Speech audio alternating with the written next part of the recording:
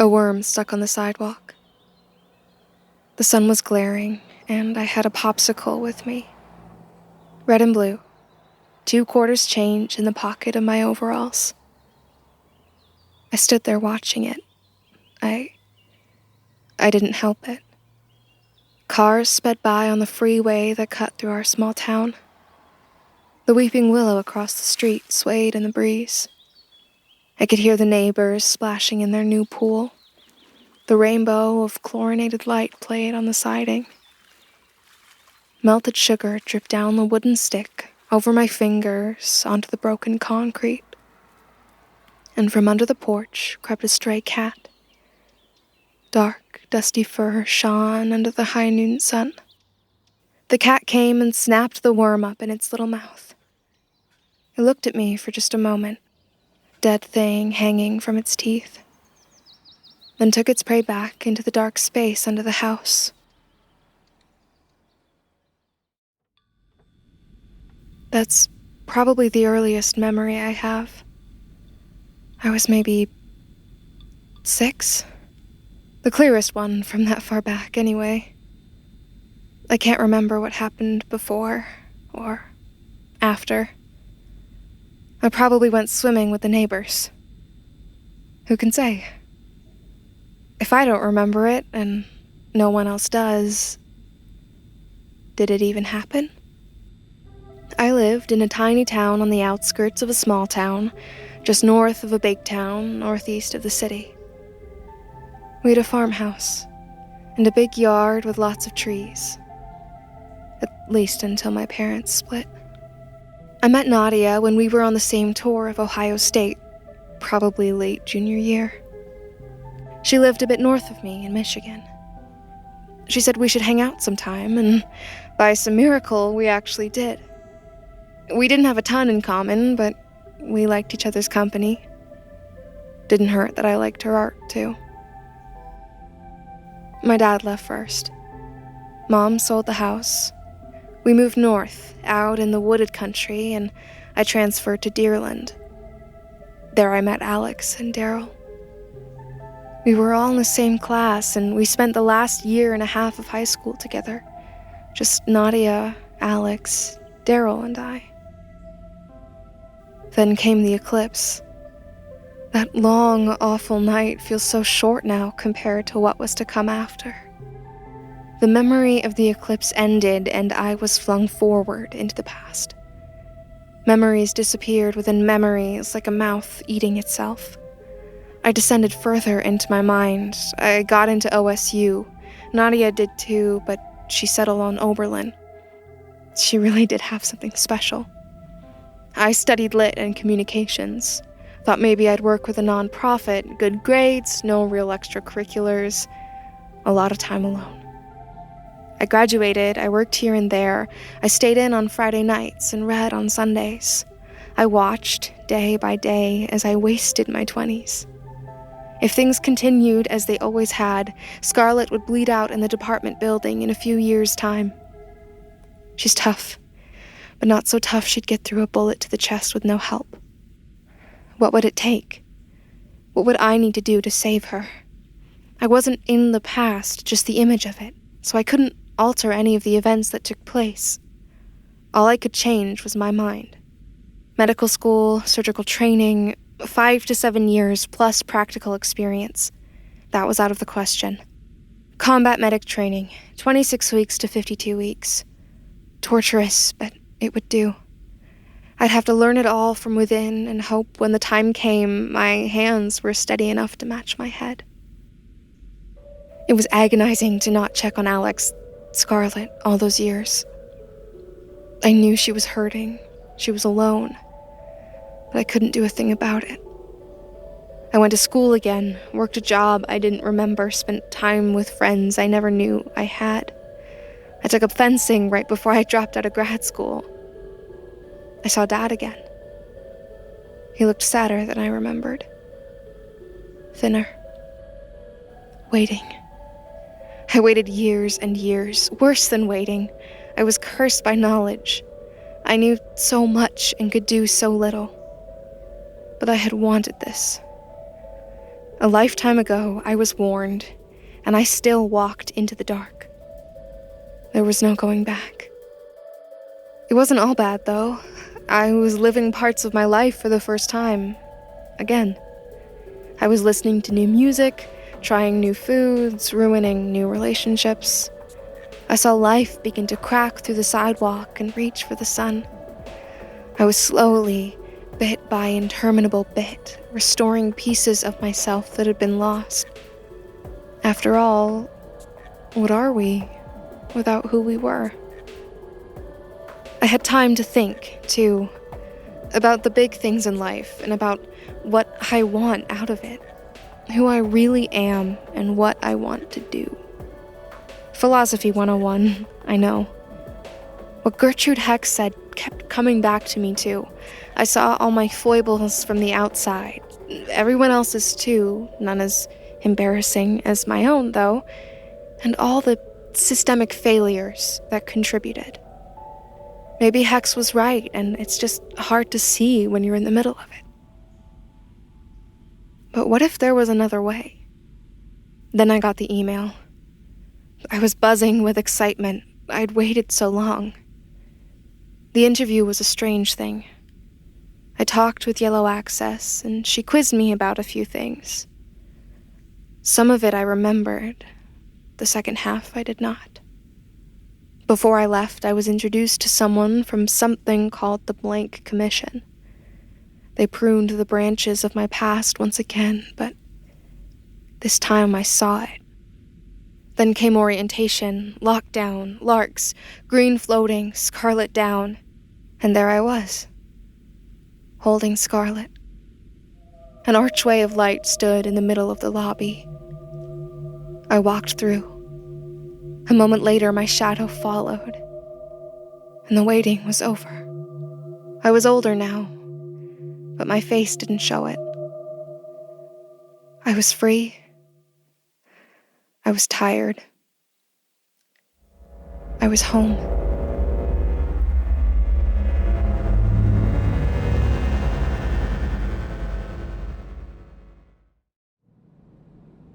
I have hit the breakthrough, Yellow. Oh? Do tell. I have come to the great understanding that Green knew this building. It can be shaped, yes, like clay. I don't know if it's that simple, but yes, it can be changed.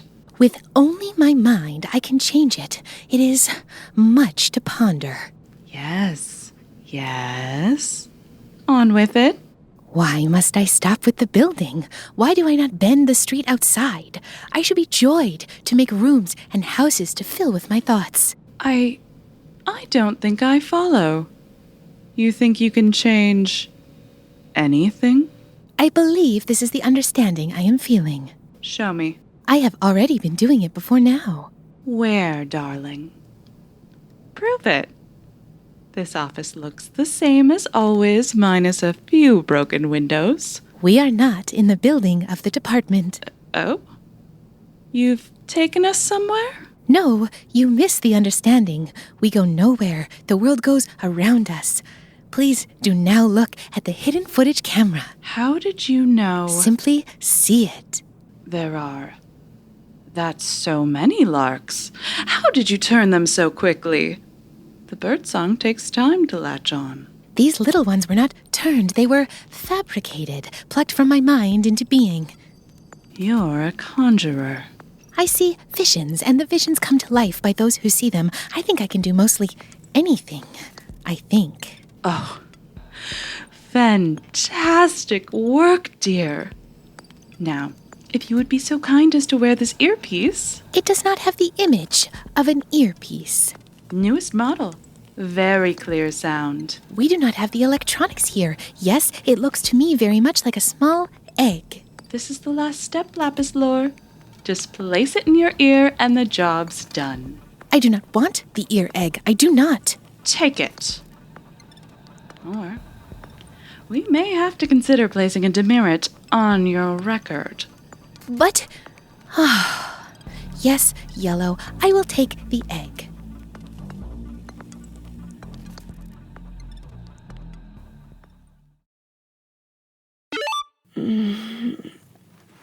Sterling? Gabe? What's... Oh. Oh my God. No. Gabe. What did she do to you? I can't stick around.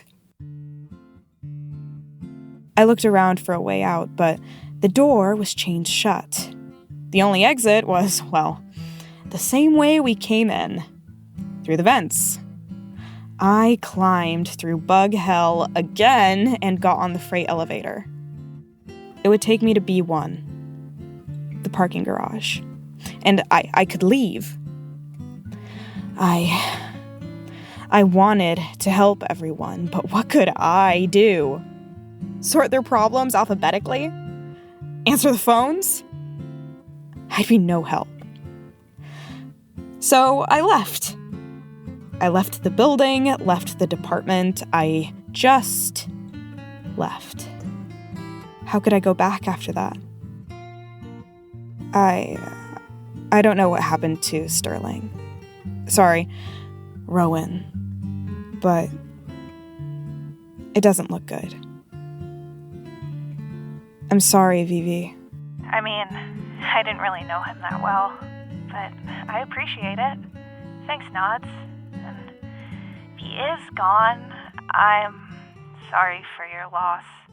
He said he met up with you. Said it's a shame not to be close to your family, you know? Yeah, I mean, you haven't called me in like 6 months. I'm sorry. I know I'm bad about it. That's why I pester you. I know. How's Emily?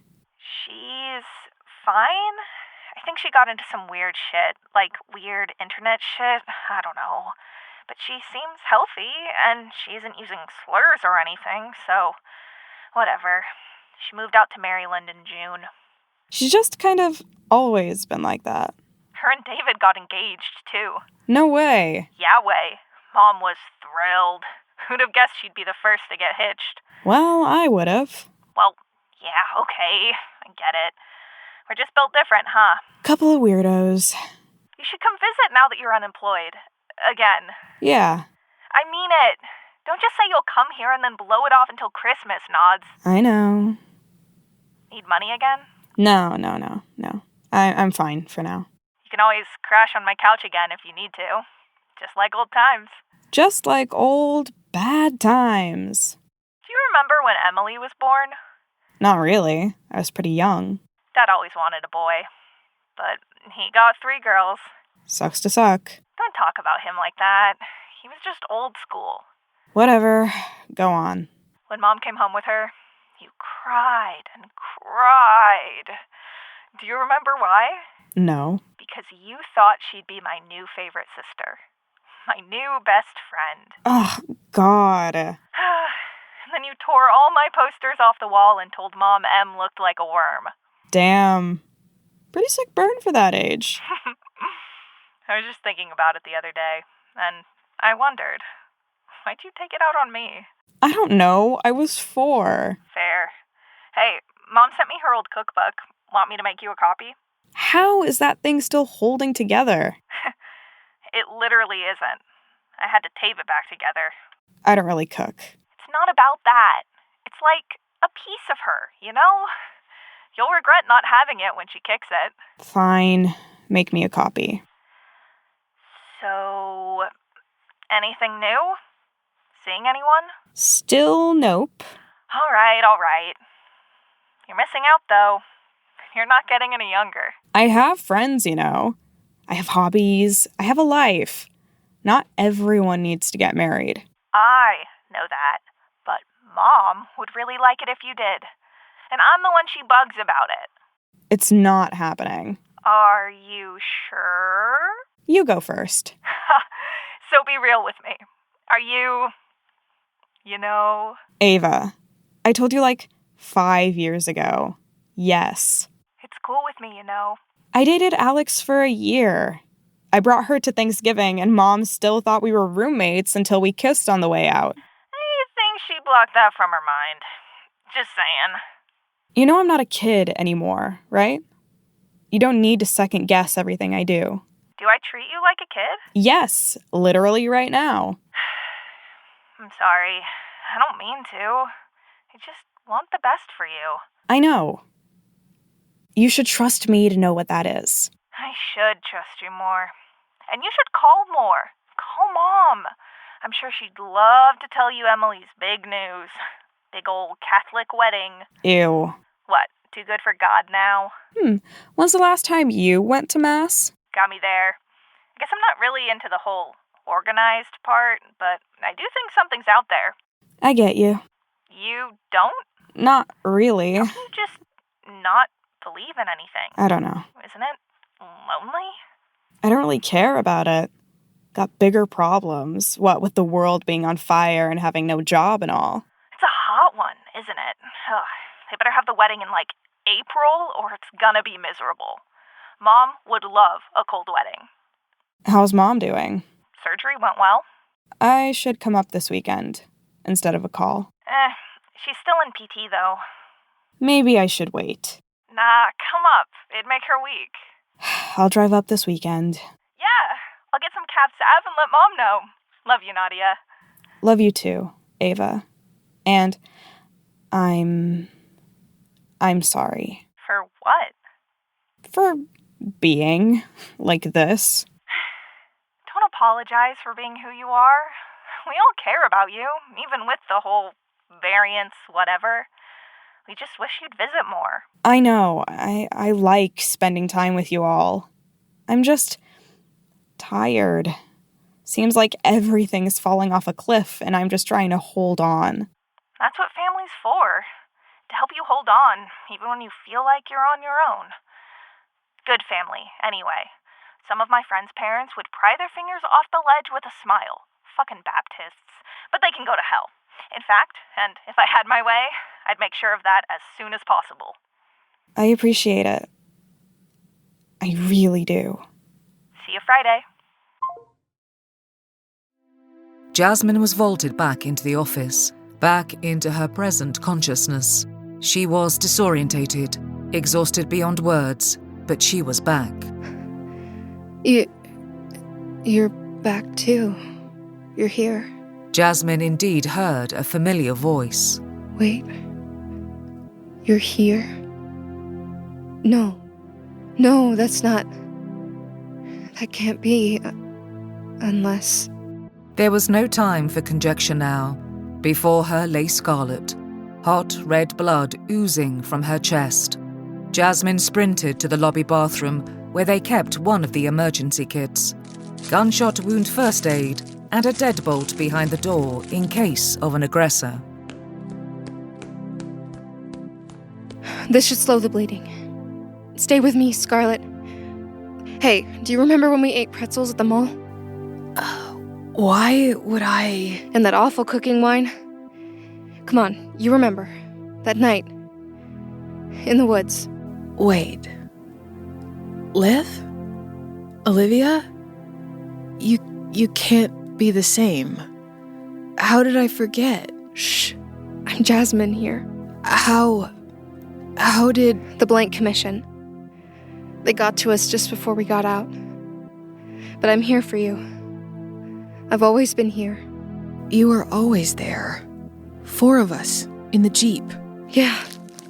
God, my hands are too slick. I can't hold this steady. Here, press your palm here. Fuck. I know it hurts, but I also know you're tough and annoyingly stubborn. You won't let yourself die on me. I'm trying, Jazz. But I think I'm fading. It's not enough. I spent so much of myself, and it's not enough. It burns. The bullet. I can still feel it. Hold on, let me try one more thing. This may feel a little weird. Jasmine placed her bloody fingers on Scarlet's chest, just over the wound. She pressed her hand against Scarlet's skin, then through it, through flesh and muscle and bone, into the very soul of this field agent, into the very essence of Scarlet. Molten lead dripped from her core like venom. Jasmine wrapped her fingers around the hateful ore. It burned like she'd stuck a hand in hot coals. The metal sizzled and stung, but she held on anyway. She enclosed the shrapnel in her fist and pulled. Her arm reeled back through layers of scarlet, like rose petals pushing outward. Her hand left Scarlet's body, and with it came a long blade. What? It's gone. The burning stopped. In Jasmine's hand was an odd sword, edge outlined in humming waves. A phantasmagoric blade of sound.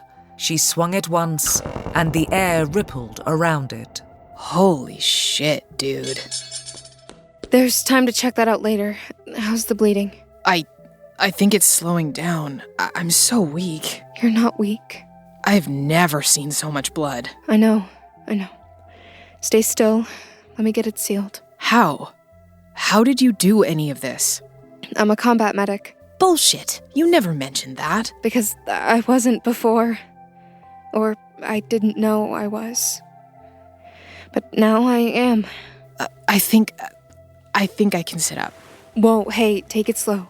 I know you're resilient, but that's still a serious injury. I've had heartburn worse, okay? You don't have to comfort me. I've seen death, Scarlet. I know. But so much life, too. I'm gonna test my legs. Don't... Okay, if you're gonna do it, hold on to my shoulder. Is my jaunt... Over there. I'll get it for you. All right. I can limp, at least. Jesus, it's finally over. We made it. We can leave this fucking viper pit. No. I'm not going. Are you kidding me? Why the hell not? The door's right there. I can't let the primaries get away with this. Yellow is still around and probably scheming. I don't know what Red or Blue have planned, but it can't be good. And I get the feeling they were involved with what happened 10 years ago. So what? What can you do? Jasmine thought back to what Gertrude had said. Variance didn't need to be something feared and contained. It lived beside us, day after day. It was some of us. I can still hear them. Even here. That means there is another way. And I'm just now starting to understand what that might be. Memory and perception, dreams and reality, they're connected. I'm going to find Yellow, Blue, and Red, and I'm going to cancel their plans. This place shouldn't even exist. The sand experiment, Green's tests, the larks, it's all wrong. They're trying to harness this stuff for their own gain. This job is a prison, and it's going to get us all killed. So I'm going to tear it down. The primaries, the bureau, the whole damn institution if I have to. You mean we?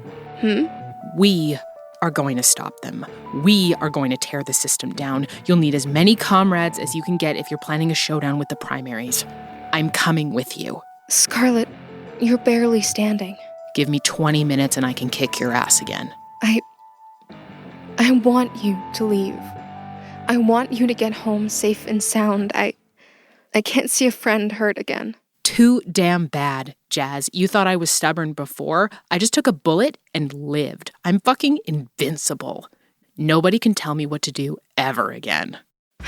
I'm glad you're getting back to normal, at least. Normal as hell. Like khakis, applesauce, a dog with a wet nose, and football on Sunday. So fucking normal, dude. At least we have some equipment now. You've got your jaunt, and I've got this. Also very normal. The normalizer. So did you pull that thing, out of me? Yeah, I think so. So it's kind of like my metal daughter. Are you sure you're okay? It'll take me a few to get all that blood back. We can do this together. Yellow, blue, red, pink, whatever you may be. Can you hear us? We're clawing our way back up to the top, and we're coming for you.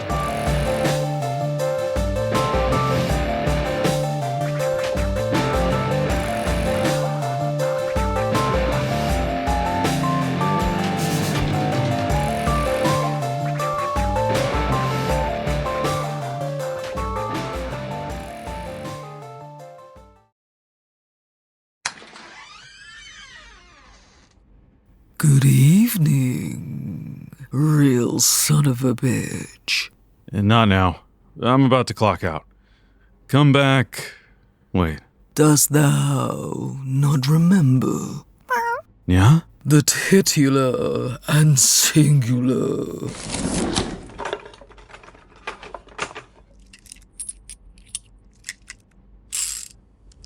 Why the hell did you come back?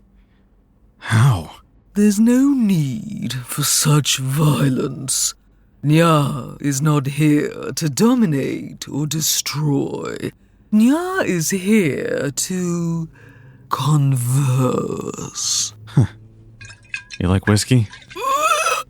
Nya has spoken on this before. Nya would rather drink raw sewage than human indulgence. Haven't changed a bit, have you? For Orange, it has been years. For Nya, it has been nothing. No shit. I wanted to express gratitude. You're welcome for a ball. Anything else? No. So, that was fun. I'm gonna go. See you on the other side, pal. Hey, what are you doing? Nya will be thy shadow. Oh, no. Not this again. You have no say in the matter. So I'm stuck with you again. Nya does as one pleases, and thou, human, are lonely once more. As such, Nya shall lead. Not lonely, divorced. Heavily, drunkenly divorced. But I guess it couldn't hurt to have someone watching my back for a bit. Say, that Olivia kid, how's she doing? Olivia is here. Jasmine control. No. Yes, in the lobby. Just moments ago, this human threw yellow access about like the mouse in the cat's jaw. No. She's bad news. She's dangerous. Existentially, ontologically dangerous. How did she know? How did she get here? She was sent an invitation. By who? What are you? Not more than residue. Why the hell would someone bring her here? After all the work I did to make sure she wouldn't remember a goddamn second of that night. Nya foretold it would reoccur in 10-year intervals. Oh. So that means it's already been. Yes, the gold beyond the stars returns in 24 hours. And this time, the primaries will be there to greet it.